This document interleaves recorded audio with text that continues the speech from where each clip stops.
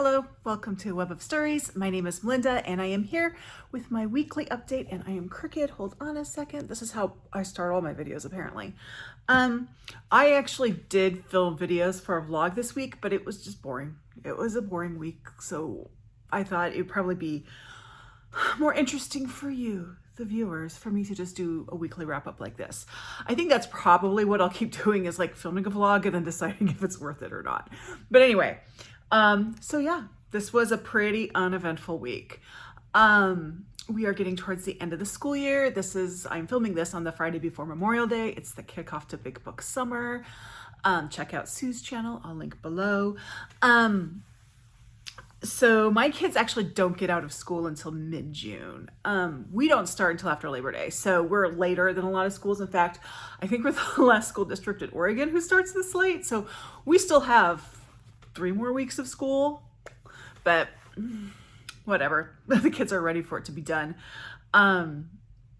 They aren't going to do any, well, no, my son is going to do a day camp in August where he's going to do like a creative studio design that does like computer graphics.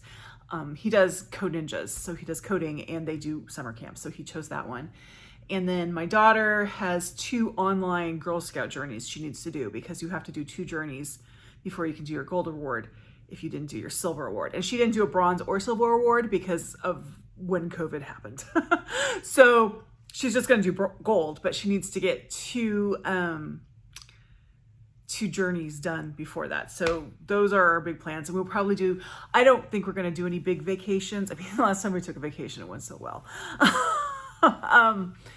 So we'll see.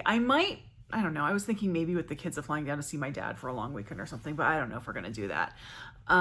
We'll probably do some shorter vacations now and then, just kind of around, but that's pretty much our summer. Doesn't really feel like summer today. It's cloudy and 62. I wanted to film outside, but it looks like it might rain. So we're back in boring corner. As for this week, pretty good reading week. My husband has learned when I read, so he comes and talks to me then. So that's fun. I did end up finishing 4 books and DNFing 1. So I had my second DNF of the year. And I'll actually start with that. And that is, this book was out of my 10 books to read or get rid of by the end of the year. So I'm getting rid of this one. It's One Day We'll All Be Dead and None of This Will Matter. It's an essay collection. So I thought, oh, I'll read it as an essay collection, right? Before bed, because that's when I like to read my essay collections.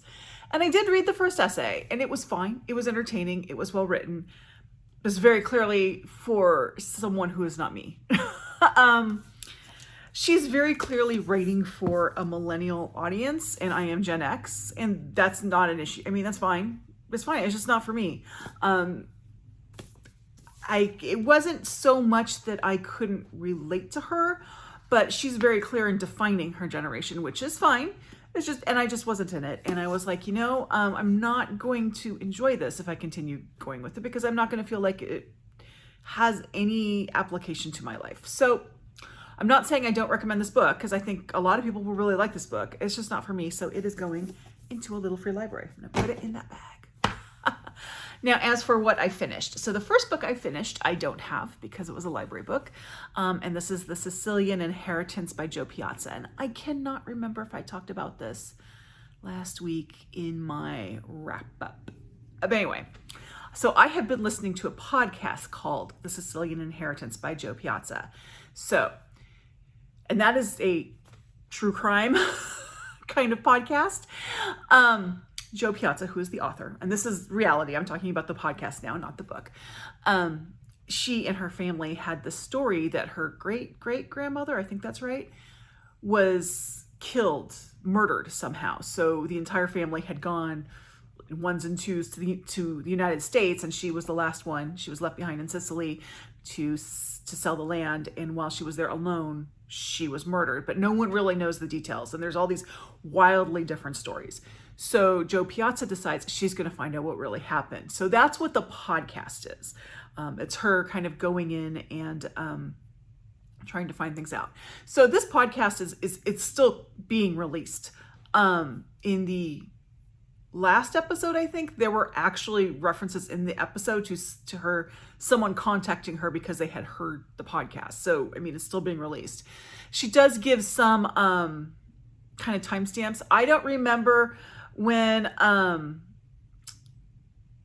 remember when the Sicilian wildfires were there, but she references that. So I think that her writing of the book, The Sicilian Inheritance, and her research for this podcast, and what kind of the starts of this podcast kind of coincided. That's my guess. But the book is a fictionalized, it's a novel. And the jumping off point is the idea that the main character's mother, so the main character is Sarah, which is short for Serafina, her great-grandmother, Serafina, was killed and no one knows why. So she goes back.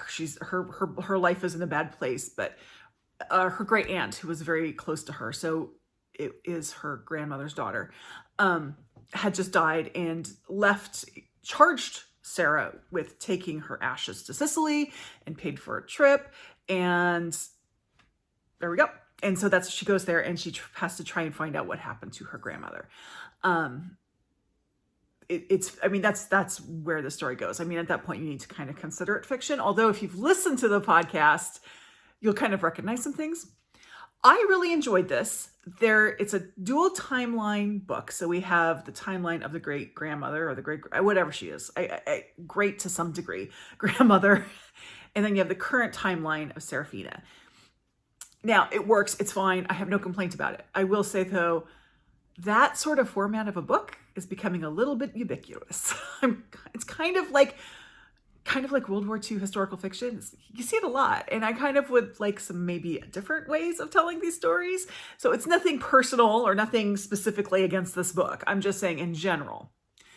Now, normally when I read these books, I prefer the historical storyline. And this one, I actually preferred the current one. And that may be because I've been listening to the podcast. I don't know. I just found the historical one it's a good storyline. It's not an incredibly unique storyline, but it's interesting and it's well written. It makes sense in the story and everything. But the current storyline, I'm sorry, I'm getting, someone's like texting me Slack messages on the side. I keep like, what's going, sorry. The current storyline is just much more entertaining. It has some very colorful characters. It's very twisty. There's one character who is the best morally gray character I've ever read in my entire life. It's a hoot. So I really enjoyed this book, and I would recommend it. Now, one thing I will say is the ending. If I had not been listening to the podcast, the ending may not have hit me right. But because I've listened to the podcast, I'm like, I'm okay with that ending. And I can't tell you because it would be a spoiler, but I'm just saying that's kind of where I am on that. So that was The Sicilian Inheritance by Jo Piazza. Then I finished one that I've been reading for a long time because it was in my short story rotation, The Night Side of the River by Jeanette Winterson. Ghost stories. So these are all ghost stories. This is not a horror novel. It's not scary. Personally, I found the first couple stories a little bit creepy because they deal with ghosts in technology, and that was like kind of AI-ish. So that kind of was a little, but that's a me thing. I don't think the stories on themselves are scary. But they're incredibly good. I loved the story collection. Normally, when I read a story collection, I end up giving it an A. I gave The Sicilian Inheritance an A, by the way. I normally just give story collections an A unless, there's something wrong with it. Then I'll go down a grade. But I gave this one an A+ because there was not a single story in here that didn't work for me. And there's a wide range of stories in that some are very emotional. There's some funny ones. She looks at different things. She includes some like personal essays in it. So I really thought this was an incredibly good story collection. You can read it any time of the year. I started it in February and finished it in May, but it would be perfect for spooky season too. It's also this really nice hardcover with no dust jacket. It's like right like that. I like those books. I was recommended this by Jennifer at Jennifer Loves Books, and this was an A+ book for me. Okay, so the next book I finished is Confessions by Kanae Minato. So it is translated from the Japanese by Stephen someone. I don't know. It's on the book. I heard about this book on the Currently Reading podcast. A few weeks ago, Meredith, one of the hosts, said this was a book she couldn't put down. And then just on the most recent episode, I think, she mentioned it again as a book she couldn't put down. And I will second that. It was a book I couldn't put down. It is a psychological thriller. So I don't want to say too much about it. I will kind of give you the basic setup.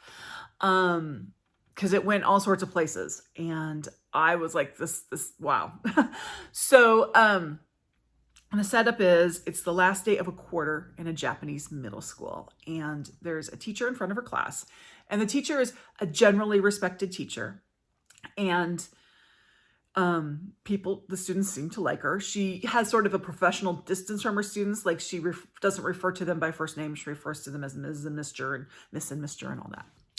And she tells the students that she is retiring from teaching after this quarter. And they ask, is that because of what happened?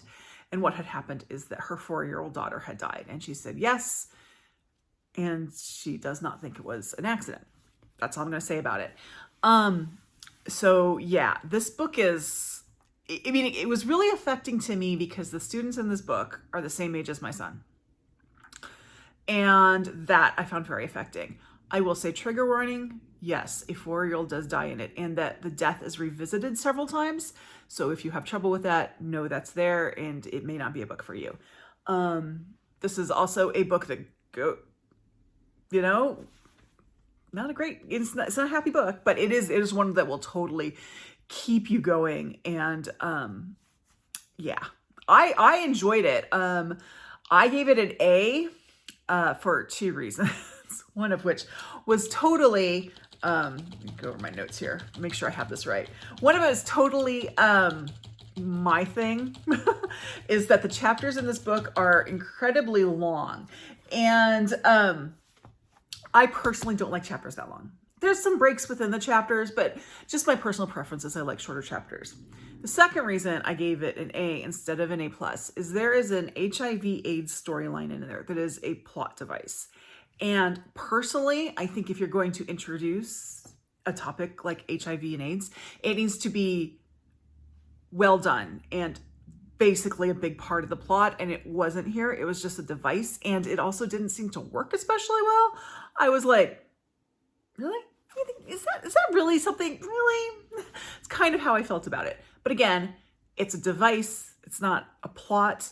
It should be a plot, but because it's a device, I can kind of forgive. It didn't work especially well, but the book itself is still incredibly entertaining and incredibly engrossing. Not for the faint of heart.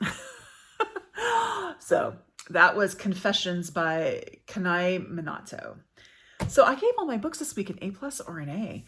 Actually, I gave them all A's except for this one, which got an A+. My last book, which I gave an A2, I'm not going to say too much about. And that is The Bandit Queens by Parini Shroff.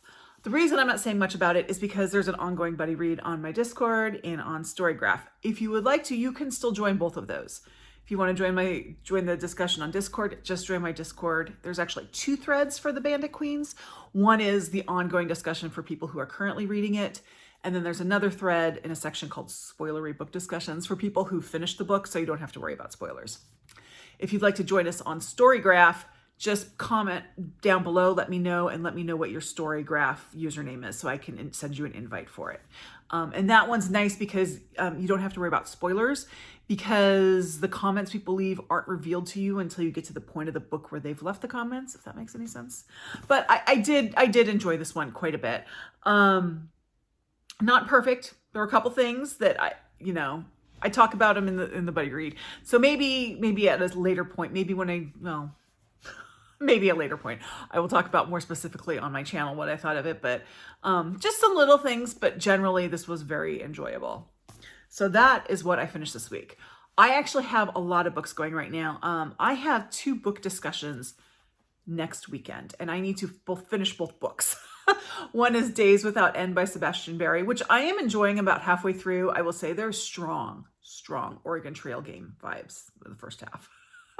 And the second one is The Awakening by Nora Roberts, which is the quarterly group read for Book Cougars, their year of romance. Yeah, I don't think this is a book for me, but I'm going to finish it. I'm going to finish it. Yeah. And it's one of those, I can't say there's anything wrong with the book. I think it's just me. I am not, I don't like I don't feel drawn to this book. But I have to read it. So I am reading it. I mean, I don't have to read it, but I want to participate in the discussion. I love their discussions, on these different book topics. So I want to be able to participate in that. So that's why I'm reading it. I'm not saying I have to read it, but I am choosing to read it for that reason. And I have never read Nora Roberts before. As I have said before, romance isn't a genre that is speaking to me right now. And I think one thing I've learned, this is the second book we've done so far, because it's the second quarter. The first one was Indigo by Beverly Jenkins. I've kind of realized that I kind of feel that to get romance to be successful for me, it has to be one that's speaking to me, because I had some issues with Indigo as well. The issues I had with Indigo, there were some major consent issues in that book. So there were those, but I have read romances that I just loved and in different times in my life. And I think that's not going to happen this year, because that's not a genre for me right now, but that may change. Who knows?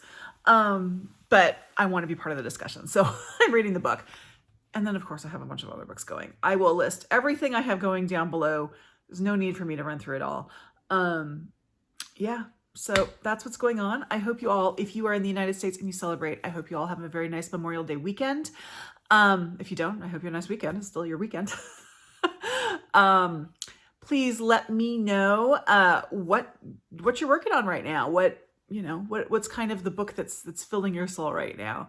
You can subscribe, leave me a comment, join my Discord, especially if you want to join the Bandit Queens discussion on there, or let me know if you want to join the Storygraph discussion. And thank you very much. I'll see you next time. Bye-bye.